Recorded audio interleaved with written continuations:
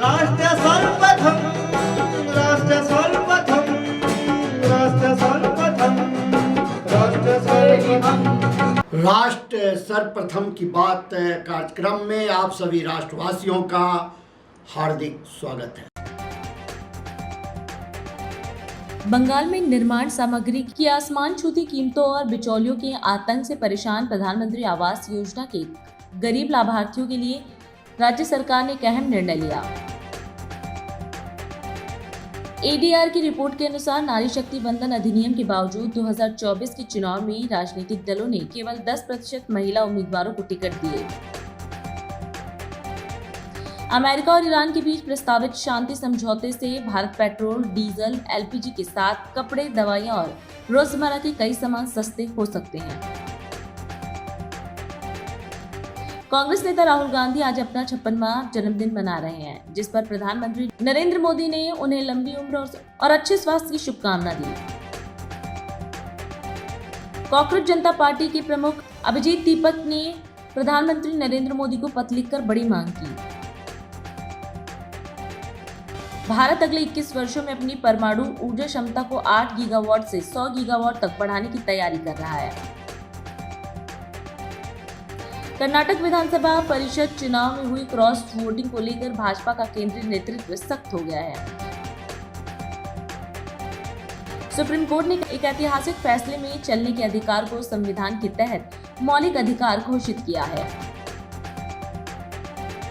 Delhi high court ने केंद्र सरकार द्वारा लाए गए टेलीग्राम पर अस्थायी प्रतिबंध को चुनौती देने वाली याचिका खारिज कर दी। सर्दियों के दौरान निजी वाहनों के इस्तेमाल को कम करने के लिए 1 नवंबर से 28 फरवरी तक अधिकृत पार्किंग स्थलों पर पार्किंग शुल्क दोगुना किया जाएगा। जनता की भलाई की आड़ में सरकारी राजस्व की लूट का खेल। सीवर लाइन के अतिक्रमणकारियों को बचाने के लिए सरकारी राजस्व के 40 लाख रुपए खर्च किए गए।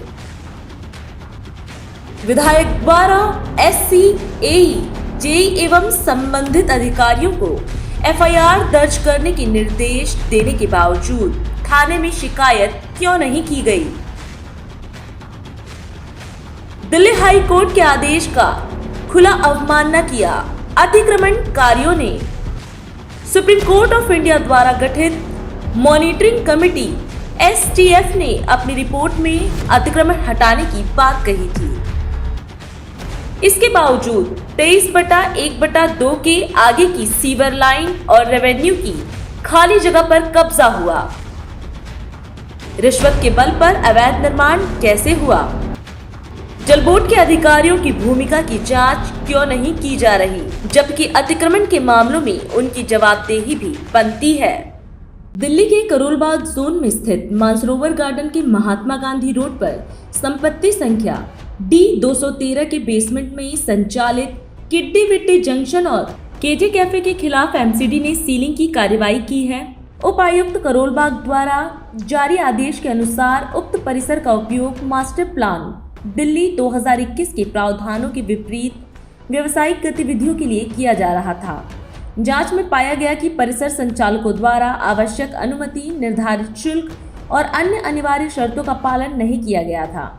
एमसीडी के रिकॉर्ड के अनुसार 11 फरवरी 2025 को कारण बताओ नोटिस जारी किया गया था, जिसके जवाब में संचालकों ने दावा किया कि संपत्ति के लिए कन्वर्जन शुल्क जमा किया जा चुका है तथा यह एक वाणिज्यिक संपत्ति है।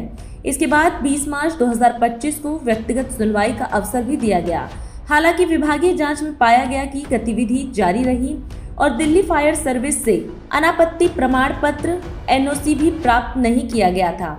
अधिकारियों ने यह भी कहा कि बिना फायर सेफ्टी क्लियरेंस के बच्चों, निवासियों और आसपास की संपत्तियों की सुरक्षा खतरे में पड़ सकती है।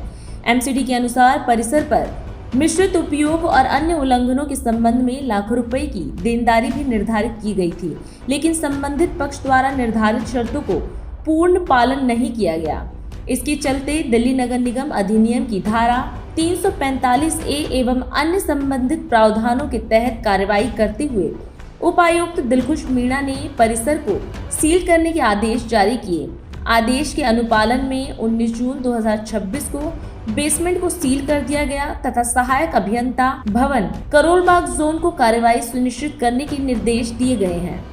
फ्रांस की राजधानी पेरिस में भारतीय समुदाय के एक विशाल जनसमूह को संबोधित करते हुए प्रधानमंत्री नरेंद्र मोदी ने कहा कि उनकी सरकार के 12 वर्ष पूरे हो चुके हैं और लगातार 12 वर्षों तक देश की सेवा करना उनके जीवन का बड़ा सौभाग्य है। उन्होंने कहा कि यह भारत के लोकतंत्र की ताकत है। प्रधानमंत्री ने कहा कि पिछले 12 वर्षों में भारत का सकल घरेलू उत्पाद दोगुना हुआ है, हवाई अड्डों और विश्वविद्यालयों की संख्या भी दोगुनी वृद्धि हुई है, जबकि राजमार्ग निर्माण की गति 3 गुना और मेट्रो नेटवर्क 4 गुना बढ़ा है।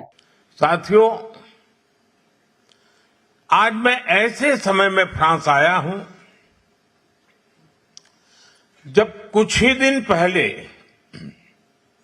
हमारी सरकार के 12 वर्ष पूरे हुए हैं।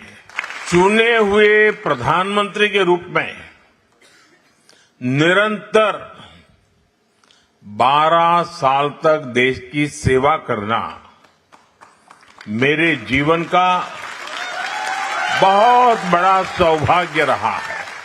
यह भारत के लोकतंत्र की शक्ति है जिसने एक चाय वाले को यहां तक पहुंचा दिया। साथियों, बीते 12 वर्ष 140 करोड़ भारतीयों के अद्भुत सामर्थ्य के रहे हैं। 12 साल के इस कालखंड में भारत का जीडीपी दोगुना हुआ है, एयरपोर्ट की संख्या दोगुनी हुई है, यूनिवर्सिटीज की संख्या भी दोगुनी हो गई है, हाईवे कंस्ट्रक्शन की स्पीड 3 गुना बढ़ गई है और मेट्रो नेटवर्क 4 गुना बड़ा हो गया है। मैं आपको कुछ और फैक्ट दूंगा, इससे आप अंदाजा लगा पाएंगे कि भारत किस स्पीड और कितने बड़े स्केल पर काम कर रहा है। पिछले 12 वर्षों में भारत का एक्सपोर्ट 35 गुना यानी 35 टाइम्स बढ़ गया है। और एक फैक्ट सुनिए, भारत में मोबाइल मैन्युफैक्चरिंग यूनिट्स में 100 गुना की बढ़ोतरी हुई है, 100 टाइम। भारत अब दुनिया का दूसरा सबसे बड़ा मोबाइल फोन मैन्युफैक्चरर है।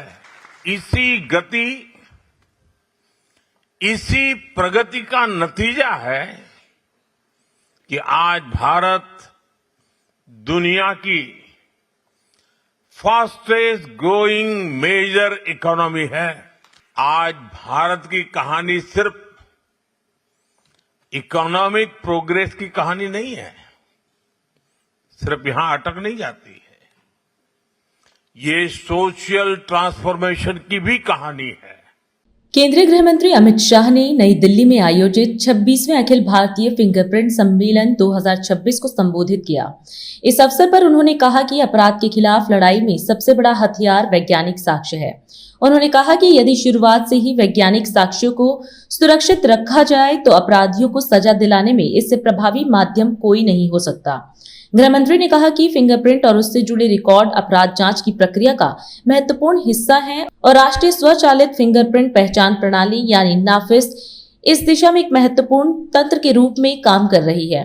उन्होंने कहा कि नाफिस के माध्यम से जटिल अपराधों की जांच को सरल बनाने में मदद मिली है। मित्रों, आज 26वां ऑल इंडिया फिंगरप्रिंट कॉन्फ्रेंस है। इस सम्मेलन में फिंगरप्रिंट विज्ञान, नाफिस का प्रशिक्षण का स्ट्रक्चर,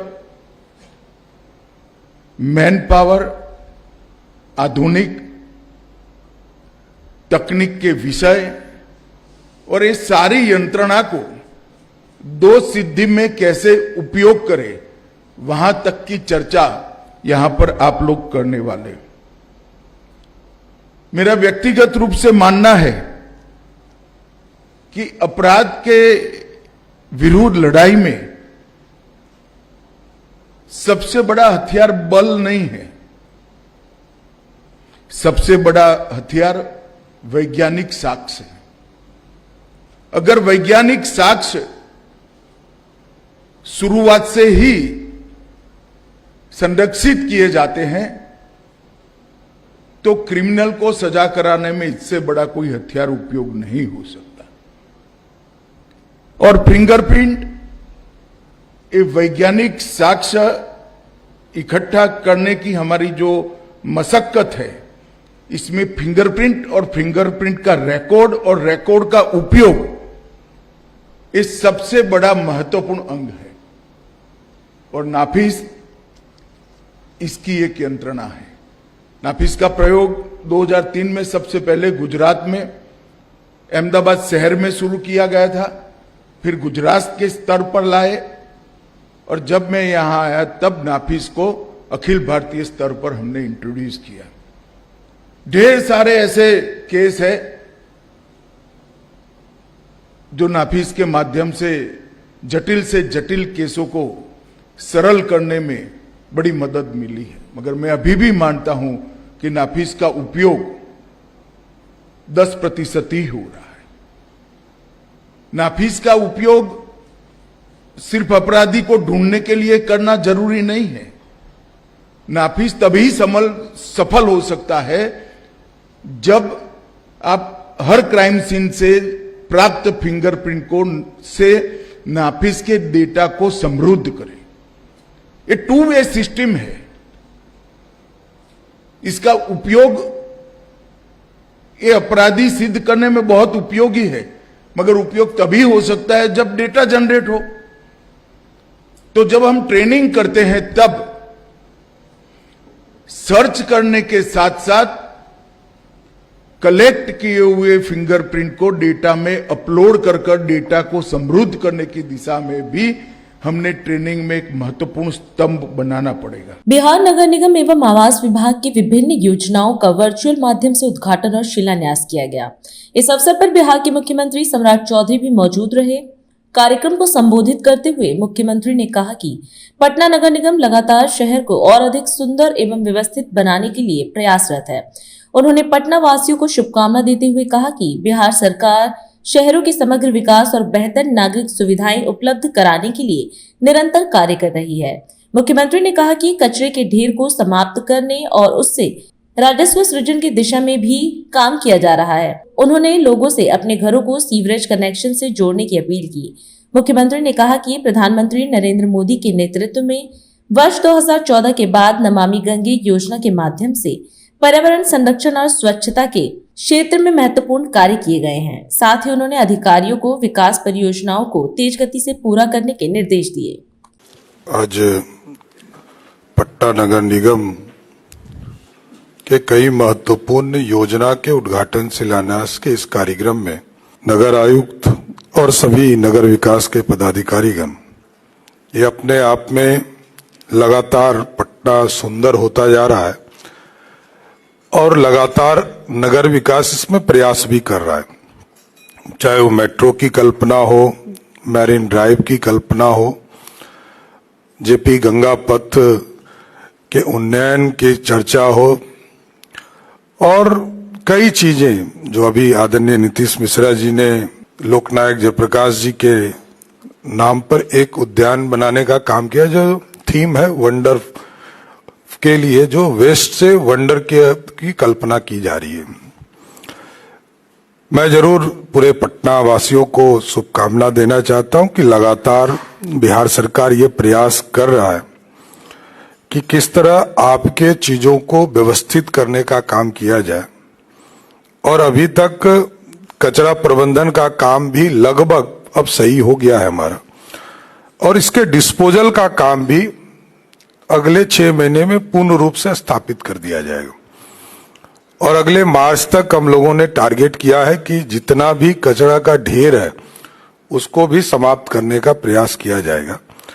और इससे रेवेन्यू भी एक तरह से जनरेट हो नगर निगम को, उसकी कल्पना में भी काम किया जा रहा। सबसे ज्यादा जरूरत है कि जो आज के तारीख में जितने बड़े नाला हैं, सीवरेज है, सीवरेज में भी सब लोगों से आग्रह करना चाहता हूं कि सीवरेज कनेक्शन से अपने घर को जोड़ने का काम कीजिए। बड़ा लक्ष्य है। आदरणीय प्रधानमंत्री नरेंद्र मोदी जी ने 2014 के बाद नमामि गंगा के प्रोजेक्ट के माध्यम से एसटीपी का निर्माण कराया है और भी कई एसटीपी हम बनाने जा रहे हैं शहर में। मैंने कहा है, नगर निगम से आग्रह भी किया है कि इसके इंसेंटिव की कल्पना कीजिए, इसको कैसे हम जोड़ सकते हैं अधिक से अधिक लोगों को, और डेवलपमेंट के काम को तेज गति से ले जाने का काम कीजिए। अगले 5 दिनों में ये प्रयास कीजिए, जितने बड़े नाला में काम चल रहा है उसको वहीं पर रोके, क्योंकि बारिश लगभग आ चुका है, कभी भी बारिश हो सकती है। ऐसे परिस्थिति में जितने काम चल रहे हैं उनको वहीं पर रोककर अब बरसात के बाद काम हो, और जितने जगह पर तोड़ने का काम, कई जगह मैंने देखा है कि सीवरेज के चक्कर में रोड तोड़ दिए गए और उसको रिस्टोर नहीं किया गया, इसको भी तुरंत कराना चाहिए। कई योजना आपके आज शुरुआत हो रहे हैं, कई उद्घाटन हो रहे हैं और कई जगह पर आप शिलान्यास करा रहे हैं, इसको भी 24 से 48 घंटे में आप काम शुरू कर दें, ये भी जरूर आग्रह करूंगा। साथ ही साथ पूरे शहर में सब्जी हाट के निर्माण की कल्पना को भी पूर्ण रूप से नगर निगम बुडको एक तैयारी करे, और जरूरत पड़े तो कोऑपरेटिव डिपार्टमेंट से भी सहमति ले कि हम वहां पर एक मार्केट बनाएं, वार्ड वाइज फोकस करें, जहां सब्जी खरीदने का काम हो सके, मांस मछली खरीदने का जगह हो सके, दूध का एक सेंटर बन सके। ये इंटीग्रेटेड तौर पर एक जगह पर इसकी कल्पना कीजिए, और सभी जगह जितने वार्ड हैं कम से कम इतना तो जरूर कर देना चाहिए, 75 या उससे अधिक हमको लगता है वार्ड है, तो ये तमाम जगह पर हर हालत में इसको करने का काम करना है, और शहर सुंदर लगे, विकसित लगे। जो पुराना पटना है इसको और अच्छा करना है, और विनय जी ने जो कल्पना की है पूरे विभाग ने, उसमें पूर्ण रूप से नए शहर बसाने की बात, पटना से बड़ा नया शहर बनाने की कल्पना है। लगभग 66,000 एकड़ जमीन में नए पटना की कल्पना करना है, क्योंकि हमारे पास विरासत में सिर्फ कंकड़बाग इलाका रहा है, और इसके बाद हम नए टाउनशिप के तौर पर कुछ स्थापित नहीं कर पाए, लेकिन इसको आगे बढ़ाकर नए सैटेलाइट जो पाटलिपुत्रा के नाम पर बनना है, उसको लगातार इस काम को आगे बढ़ाना है। अभी समय है एक ब्रेक का, हम चलते हैं ब्रेक पर, आप कहीं जाए नहीं, छोटा सा ब्रेक। जनता की भलाई की आड़ में सरकारी राजस्व की लूट का खेल। सीवर लाइन के अतिक्रमणकारियों को बचाने के लिए सरकारी राजस्व के 40 लाख रुपए खर्च किए गए। विधायक द्वारा एससी, एई, जेई एवं संबंधित अधिकारियों को एफआईआर दर्ज करने के निर्देश देने के बावजूद थाने में शिकायत क्यों नहीं की गई? दिल्ली हाई कोर्ट के आदेश का खुला अवमानना किया। अतिक्रमणकारियों ने सुप्रीम कोर्ट ऑफ इंडिया द्वारा गठित मॉनिटरिंग कमेटी एसटीएफ ने अपनी रिपोर्ट में अतिक्रमण हटाने की बात कही थी। इसके बावजूद 23/1/2 के आगे की सीवर लाइन और रेवेन्यू की खाली जगह पर कब्जा हुआ। रिश्वत के बल पर अवैध निर्माण कैसे हुआ? जल बोर्ड के अधिकारियों की भूमिका की जांच क्यों नहीं की जा रही, जबकि अतिक्रमण के मामलों में उनकी जवाबदेही भी बनती है। श्रेया फर्निशिंग लेकर आया है आपके लिए होम कलेक्शन, जिसमें आपको मिलता है upholstery fabric, designer curtains, home and office decoratives, carpets and sofa cover कम से कम दाम में कीर्ति नगर में आपके लिए उपलब्ध है। Kamal Buildtech Private Limited, fulfilling promises. With our professional team and experience of delivering projects in past, we guarantee you peace of mind and top quality work in an affordable price.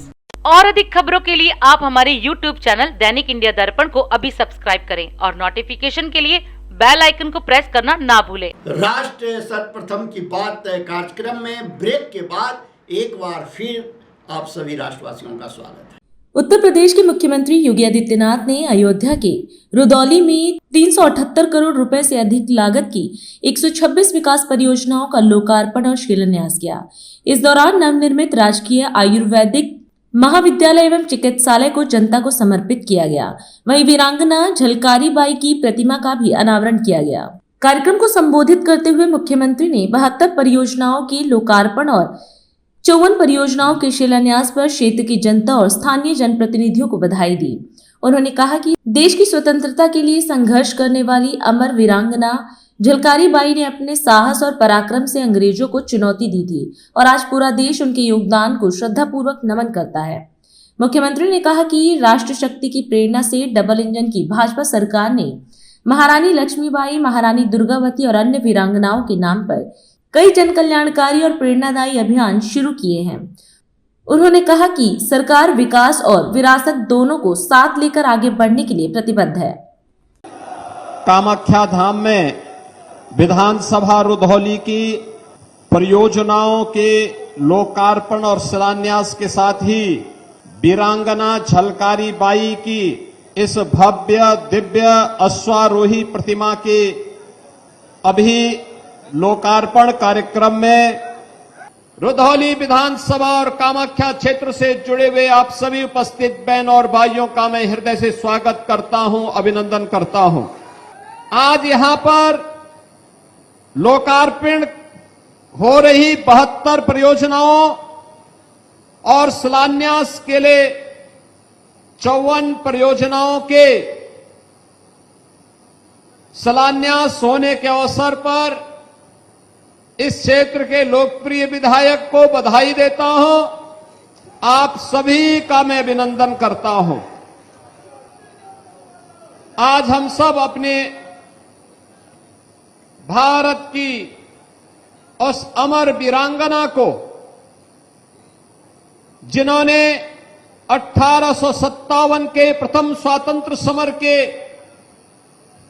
उस पूरे अभियान में देश की आजादी के लिए फिरंगियों को नाकों चने चबाने के लिए मजबूर कर दिया था, ऐसी झलकारी बाई कोरी की पुण्य स्मृति को नमन करते हुए उन्हें प्रदेश सरकार की ओर से और रुधौली क्षेत्र की जनता जनार्दन की ओर से विनम्र श्रद्धांजलि भी अर्पित करता हूं।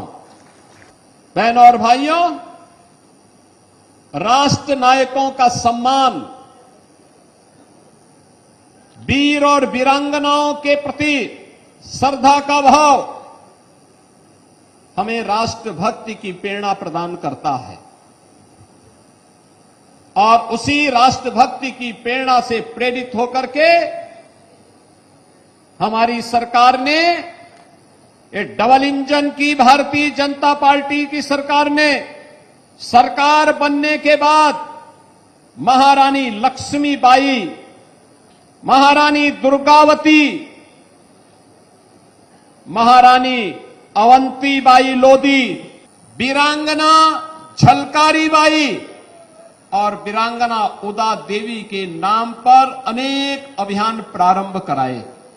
पीएसी की 3 नई बटालियन वीरांगना अवंतीबाई लोधी के नाम पर, वीरांगना झलकारी बाई कोरी के नाम पर, वीरांगना उदा देवी पासी के नाम पर हमारी सरकार ने प्रदेश के अंदर गठित की और तीनों बटालियन में केवल और केवल बेटियां भर्ती होंगी, यह भी सुनिश्चित किया है। यह भी प्रदेश सरकार ने तय किया। जहां पर भी ये पीएसी की बटालियन गठित हो रही है, वहां पर इन तीनों वीरांगनाओं की जिसके नाम पर होगा उस वीरांगना की अश्वारोही प्रतिमा वहां पर स्थापित होगी, जो नई पीढ़ी को एक प्रेरणा देगी, राष्ट्रभक्ति की एक प्रेरणा देगी। डबल इंजन सरकार इसी प्रतिबद्धता के साथ आप सबके लिए, आप सबका आह्वान करेगी कि हम सभी मिल करके डबल इंजन की भाजपा सरकार को और ताकत दें, जिससे वह आपको और आने वाली पीढ़ी के भविष्य को उज्जवल बनाने के लिए अपना प्राणपण से कार्य कर सके। इसी विश्वास के साथ मैं आज इन सभी परियोजनाओं को रुधौली की जनता जनार्दन को समर्पित करता हूं। आप सबके प्रति अपनी शुभकामनाएं देता हूं। आम आदमी पार्टी ने दिल्ली के ओजोन क्षेत्र में रहने वाले लोगों के घरों और रिहायशी कॉलोनियों को बचाने के लिए बड़ा अभियान शुरू किया है। इस अभियान का मुख्य नारा है ओजोन हटाओ, संसद में कानून लाओ। इसी कड़ी में बुराड़ी से आम आदमी पार्टी के विधायक संजीव झा और अन्य नेताओं ने ओजोन में आने वाली कॉलोनियों में घर घर जाकर लोगों से हस्ताक्षर अभियान में भाग लेने की अपील की। इस दौरान लोगों को संबोधित करते हुए विधायक संजीव झा ने कहा कि इन हस्ताक्षरों को प्रधानमंत्री के पास भेजा जाएगा और केंद्र सरकार से संसद में विशेष कानून लाने की मांग की जाएगी। आम आदमी पार्टी के नेताओं का कहना है कि ओजोन में स्थित 91 कॉलोनियों और गांव, जिनकी आबादी लगभग 15 लाख है, को दिल्ली विशेष प्रावधान अधिनियम के तहत वही कानून सुरक्षा मिलनी चाहिए जो अन्य अनधिकृत कॉलोनियों को प्राप्त है। 91 कॉलोनी में 15 लाख से ज्यादा लोग को रात की नींद हराम है। रोज उनको इस डर के साये में सो रहे हैं कि अगले दिन मेरा मकान बचेगा या नहीं बचेगा। लगातार भारतीय जनता पार्टी के दिल्ली के नेता, सांसद, मंत्री, मुख्यमंत्री आश्वासन दे रहे हैं कि मकान नहीं टूटेगा, लेकिन आश्वासन से तो काम नहीं चलेगा ना। प्रधानमंत्री दिल्ली में आश्वासन देकर गए थे कि दिल्ली में बुलडोजर नहीं चलेगी, लेकिन बुलडोजर चल रहा है। तो आश्वासन नहीं, कानूनी तौर पर रक्षा चाहिए और वो संसद के कानून के बिना नहीं हो सकता। तो हम बीजेपी के नेताओं को लगातार कह रहे हैं कि आपके आश्वासन नहीं, कानूनी सुरक्षा चाहिए और कानूनी सुरक्षा संसद में कानून बनने के बाद ही हो सकता है। तो इसलिए हम दिल्ली के अलग अलग 91 कॉलोनियां जहां पे ओजोन में ये लोग कह रहे हैं कि ओजोन है, यहाँ मकान टूटेगा, हम 91 कॉलोनियों में हस्ताक्षर अभियान चला रहे हैं और ये हम प्रधानमंत्री को भेजेंगे। हम प्रधानमंत्री को ये कह रहे हैं कि ओजोन में आश्वासन नहीं, संसद से कानून बनाकर सुरक्षा चाहिए। तो मैं उम्मीद करता हूं कि जब ये हस्ताक्षर अभियान 91 कॉलोनी का पूरा हो जाएगा और हम अब प्रधानमंत्री को भेजेंगे, तो प्रधानमंत्री संसद में कानून ला करके, जिस तरह से 2020 में उन्होंने सुरक्षित किया था और उसके तहत उन्होंने रजिस्ट्री भी शुरू करी थी, वही सुरक्षा उनको दोबारा चाहिए जो बाकी अनऑथराइज कॉलोनी को सुरक्षा जिस स्पेशल लॉ में कानून में मिल रहा है, विशेष कानून के तहत मिल रहा है, वही सुरक्षा ओजोन के तहत जो कॉलोनियां कह रहे हैं ये उसको भी मिले। ये कानून संसद में बने, ये हस्ताक्षर अभियान के बाद हम ले जाएंगे।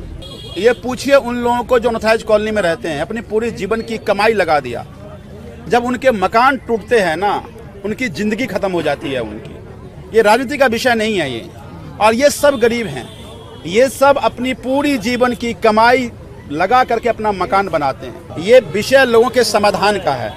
मैं बार बार भारतीय जनता पार्टी के नेताओं कहता हूं, बयानबाजी करना बंद कीजिए, आप कानूनी तौर पर सुरक्षा दिलाइए, और अगर कानूनी सुरक्षा नहीं दिलाएंगे तो लोगों को सड़क पर आने के सिवाय दूसरा कोई रास्ता नहीं बचेगा।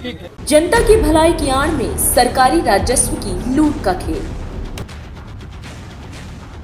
सीवर लाइन के अतिक्रमणकारियों को बचाने के लिए सरकारी राजस्व के 40 लाख रुपए खर्च किए गए। विधायक द्वारा एससी, एई, जेई एवं संबंधित अधिकारियों को एफआईआर दर्ज करने के निर्देश देने के बावजूद थाने में शिकायत क्यों नहीं की गई? दिल्ली हाई कोर्ट के आदेश का खुला अवमानना किया। अतिक्रमणकारियों ने सुप्रीम कोर्ट ऑफ इंडिया द्वारा गठित मॉनिटरिंग कमेटी एसटीएफ ने अपनी रिपोर्ट में अतिक्रमण हटाने की बात कही थी।